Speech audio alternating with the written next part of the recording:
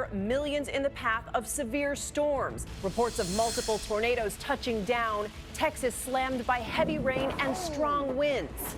This gas station torn apart. 14 million in the storm zone tonight. Our Ginger Z standing by.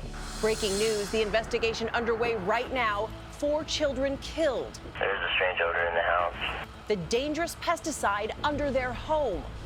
Chilling new video of the suspect in that deadly New Year's nightclub attack. How he may have escaped. And the wounded American now speaking out, saying he played dead to survive. A police takedown under fire. A call for a man with a knife. Officers plowing into him with a cruiser. Questions tonight about that arrest. And unruly passengers face off with a flight attendant. The transcontinental flight grounded. What happened 30,000 feet in the air? And Mariah's meltdown. What really happened on that stage? This is ABC World News Tonight with David Muir. Good evening and Happy New Year. I'm Cecilia Vega in for David. Tonight, 2017 kicking off with dangerous weather. Reports of multiple tornadoes in Mississippi coming in at this hour and severe storms. 14 million people in the threat zone. Oh! We just got hit by a roof. South of Dallas, powerful wind and rain slamming part of a gas station into a car. And not far from where those tornadoes were reported, this mangled farmhouse. While across the northern plains, heavy snow is falling. Today in East Grand Forks, Minnesota, that a virtual whiteout. And behind that storm, an Arctic blast is on the way. ABC's Steve Osunsami starts us off. These are the blaring winds, some near 60 miles an hour, that tore through cities south of Dallas today, knocking down power lines and cutting the lights. Lost power. Drivers taking cover at this gas station were hit by falling pieces. Oh! We just got hit by a roof. Here's Covington County, Mississippi this evening. This same severe weather system brought 6 inches of rain in a few short hours to parts of Alabama. I want you to see this. It is completely submerged. It is not passable. Tonight, the Jackson, Alabama Police Department says they're dealing with a flood emergency. So we're just asking everybody to stay in. They're now having to rescue drivers who didn't listen. This is a prime example as to why not be out. It's because we have a vehicle submerged in water at this time. The rain and screaming winds brought traffic at Gulf airports to a stop. The Gilliam family was stuck in the sky today, circling Houston with a screaming baby. We got to circle for a long time and deal with him crying even longer on the plane. In Pensacola, where more severe weather is on the way, more than 30 homes were hit over the weekend. The winds knocked down large trees. We have a big dent right here. Over houses and cars. As the storm continues to move east, there's the threat of an isolated tornado tonight, but the greatest danger this evening is from the heavy rain and the high winds. Cecilia? That rain coming down, Steve, thank you. Let's get right to ABC's chief meteorologist, Ginger Z, tracking and timing out these storms. Ginger, what are you most worried about right now? Cecilia, I'm most concerned about those isolated tornado potential and also severe storms that could produce 70+ mile-per-hour winds. Let's look at the tornado watch that goes until 11 p.m. Eastern, extends into parts of Georgia. The flood watches, because you could get 2 to even 6 inches of rain very quickly with the storms that you see right on the map there. We're going to move it through overnight and show you the timing of it as it moves through not only South Carolina, parts of North Carolina, and then gets out of our way. The next big headline is that Arctic blast, the bitter cold, going to make it feel like 28 below in Billings, Montana tomorrow morning. The wind chill by the time it reaches Wednesday morning in Chicago will be 0, St. Louis 7. Cecilia, that air moves here. It'll be moderated, but still very cold at the end of the week. And you'll be following it through the morning. Ginger, thank you. We want to turn next to breaking news from Texas tonight. A tragedy involving pesticides at a home. 10 members of one family falling sick after accidentally mixing water with a dangerous chemical. And tonight, 4 children in that family are dead. ABC's Matt Gutman with the details just now coming in. Tonight, an invisible killer striking this Amarillo, Texas home. There are 8 people sick in the house, and one is not waking up. As rescue crews arrived, they saw the unconscious kids. 4 children would ultimately die. 2 kids that are not awake and a bunch of others that are having a hard time. 10 people, all from the same family, were found with severe chemical poisoning from a lethal gas called phosphine. Amarillo fire officials say it seeped into the mobile home after an occupant spread a pesticide called aluminum phosphide to kill rats and mice beneath the house. Family members complained about the pesticide smell. The man told officials he sprayed it with water, causing a chemical reaction, creating that deadly phosphine. When they arrived, rescue crews smelled that gas. We need to call a hazmat chief. We do have a stray door in the house. 9 firefighters also hospitalized as a precaution. Tonight, neighbors planning a vigil for the family. For them to just go all at once, it's kind of like a tragedy that just hit home because this can happen to anybody. Now, aluminum phosphide is one of the most commonly used agricultural pesticides, and because of that, it is one of the most common causes of poisoning. Unfortunately, there is no antidote. Cecilia. Just a tragedy there, Matt. Thank you. We want to turn overseas now. Authorities closing in on a suspect in that New Year's massacre in Turkey. This new video obtained today, investigators say it shows the face of the killer. And of course, that surveillance video showing the gunman firing outside that club. Tonight, new details about how he got away and how some of the survivors, including one American, made it out alive. ABC's Alex Marquardt is on the scene in Istanbul tonight. New images tonight of the man being hunted by Turkish security forces. That chilling video of the suspected terrorist, who still hasn't been publicly identified, walking through a central square in Istanbul, at one point smirking.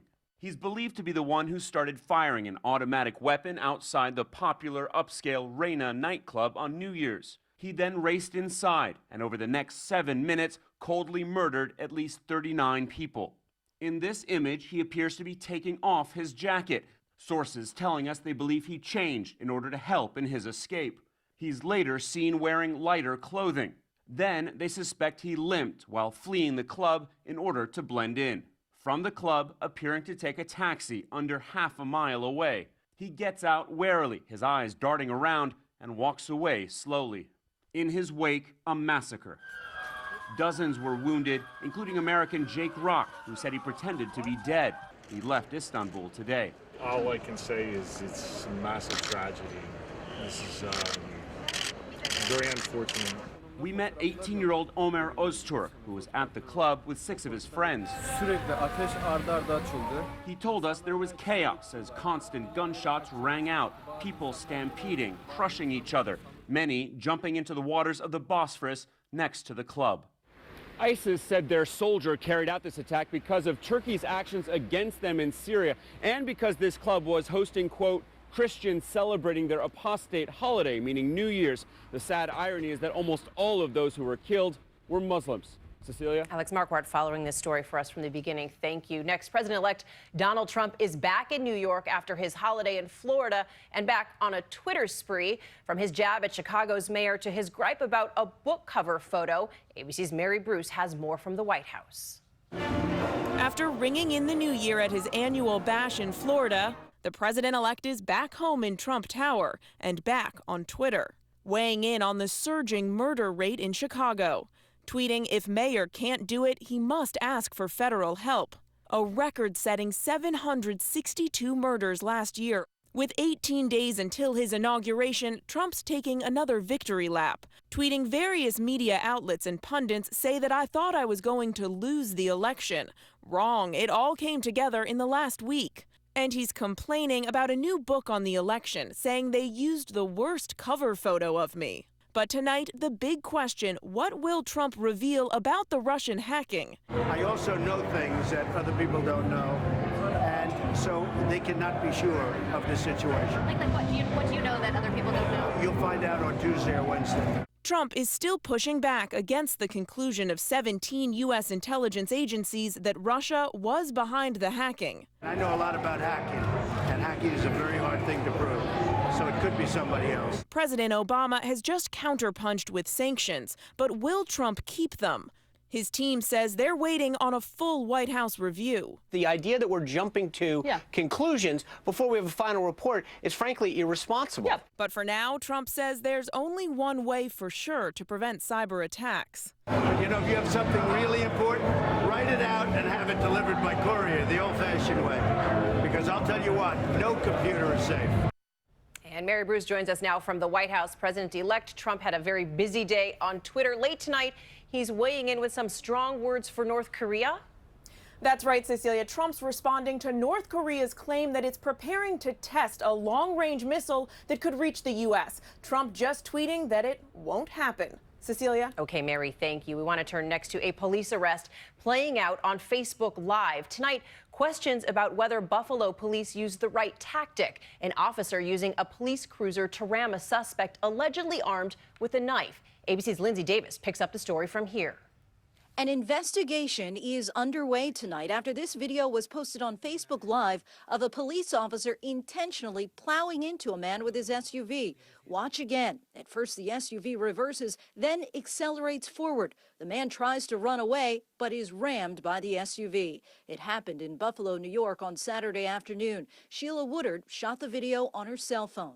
I actually thought they were going to either tase him, tackle him. The attorney for the police officer says there was another officer, who we don't see in the video, whose life was being threatened by the suspect, who was wielding a 12-inch butcher knife. The officer perceived a risk, and it sure as heck was unorthodox, but it worked to knock him down. There's always other options, but Buffalo, at least as of when this happened, does not carry tasers. Police say the man displayed suicidal tendencies. Buffalo police have not identified any of the people involved. The police officer remains on the job. The man who was hit is said to have suffered an ankle injury. Cecilia? Lindsay, thank you. Next to the accidental stowaway on a commercial flight from Charlotte to Washington Dulles Airport. A baggage handler for United Express found locked in the plane's cargo hold. An emergency crew helped remove him when that plane landed. The man was not hurt. No word on how he got locked inside or why no one noticed. The airline says it is investigating. And for the 252 passengers on a United flight from Australia to San Francisco, a major headache. That flight diverted to New Zealand after a confrontation between a flight attendant and one man on board. The face-off taking an ugly turn. ABC's Gio Benitez with more on this mid-air meltdown. Tonight, yet another passenger accused of causing a flight to reroute. This time, a United flight from Sydney bound for San Francisco. I'm yelling at you. I'm not yelling. You want to hear me yell? Do you know how cool it would be to have the airplane turned around with me? You're going to do that? You do that. I'm being so impolite, aren't I, fat? The plane diverting to Auckland, New Zealand on New Year's Day. The man taken into police custody. Passenger Neil Kay shot the video. The two male flight attendants came over immediately just to try to de-escalate it, and he called them just terrible homophobic slurs. This is the second time in just a few days that a passenger is forced off a flight.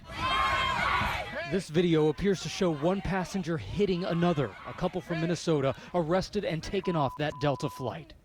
And as for that United flight in Auckland, more than 250 passengers had to wait 24 hours for a new flight. United tells us the call to divert is ultimately the captain's decision. Cecilia? Okay, Gio, thank you. And we have an update on Britain's Queen Elizabeth tonight. She is still recovering from a heavy cold after skipping New Year's church services. Her husband, Prince Philip, there without her. The 90-year-old Queen has been out of sight for weeks, except in this pre-recorded Christmas message. But the palace says she is now back at work in the comfort of her country estate. And the Queen of Pop is at the center of what became the final viral story of 2016. Mariah Carey's bizarre performance sparking so many questions and now a war of words. ABC's David Wright has more on this meltdown of the year. Minutes before midnight, a diva disaster. 11 million people watching it live here on ABC. We didn't have a sound check, but it's New Year's, baby. That's okay, you guys. Put these monitors on, please. Mariah Carey's high notes are crystal clear on tape. I'm trying to be a good sport here. But on stage, she was just going through the motions. The pop star, fresh off a concert tour, has been known to fumble before, blaming this New Year's malfunction on an earpiece she says wasn't working, noting that beforehand she couldn't hear Ryan Seacrest. It's hard for me to hear you. Her representative said Dick Clark Productions set her up to fail. Telling ABC News, Mariah rehearsed at 3 p.m. with no sound issues. To suggest we would ever intentionally compromise the success of any artist is defamatory, outrageous, and frankly absurd.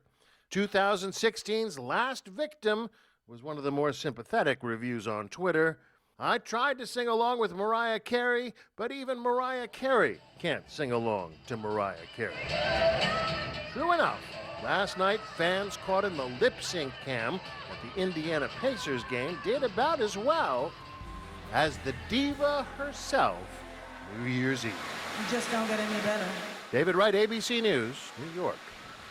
Our thanks to David for that. And there is still much more ahead on World News Tonight. This Monday, the fiery collision on the highway, the crash coming out of nowhere, the SUV bursting into flames, the stunned photographer rushing to the scene, and a home invasion caught on camera, the on-duty firefighter watching from miles away as thieves kick in the door of his home. And